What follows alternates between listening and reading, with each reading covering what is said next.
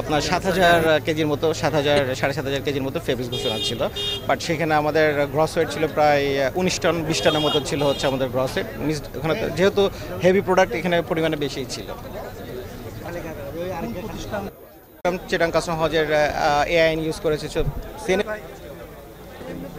China থেকে এসছে, but এটার অরিজিন হচ্ছে আপনার স্কটল্যান্ডের আছে, সাউথ আফ্রিকার আছে, ইউকে আছে, মিক্সড ভালো মোটামুটি রিনাউন্ড ব্র্যান্ডের সবগুলো আছে এখানে।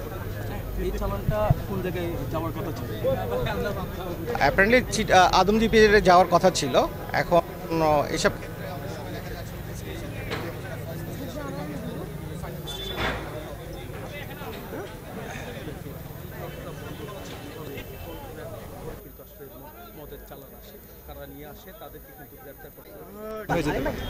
আমরা যে পরিমাণ তথ্য আপনাদেরকে এই পরিমাণ প্রেস রিলিজের মাধ্যমে দিয়েছে এই পর্যন্ত, সেটা আপনারা আমাদের যারা স্টেক হোল্ডার আছে, যারা আমাদের জাতিকে জানান।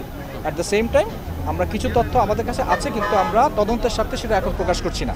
সেটা যখন তদন্তটা ফুল ফ্লেজের আমরা একটা জায়গায় পৌঁছতে পারবো, আপনাদের সাথে অবশ্যই শেয়ার করব। বারবার দেখা যায় গার্মেন্টস কোডের আড়ালে আসলে এগুলো করা হয়, এই বিষয়টা আসলে আপনারা কিভাবে মেজার করছেন? পরিবারে আছে এটা সাথে ট্যাগ করি আমরা দেখেছি গত কয়েক বছর আগে, এটা কিছু আসলে উপায় নাই, গত কয়েক বছর আগে এই চক্রটা আসল না ঘোষণাই দিয়ে আসছে এরকম প্রায় শ্রমিক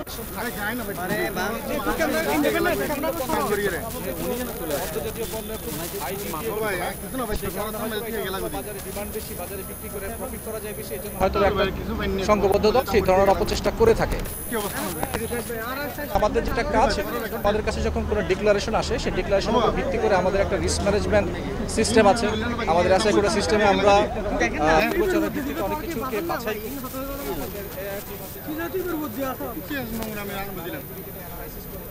কিন্তু কমন সেন্স ছাড়া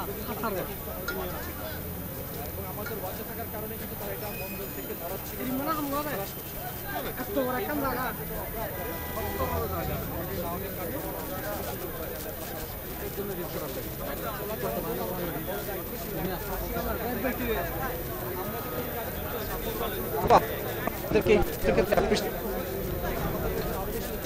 এই ধরনের ভবিষ্যতে যদি কেউ এরকমের অপচেষ্টা করে,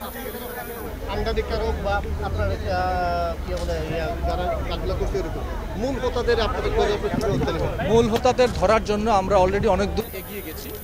আমরা যেটা প্রথমে আমি বলেছিলাম যে আমরা একটা সংঘবদ্ধ চক্রকে মোটামুটি শনাক্ত করতে পেরেছি। আমরা তদন্তের সাথে এখন এই বিষয়ে ডিটেলস কিছু বলছি না, আমরা আরেকটু অ্যাডভান্স হলে আমরা তাদেরকে আপনাদের সামনে হাজির করতে পারবো।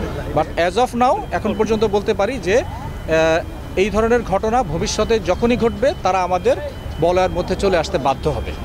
ধন্যবাদ।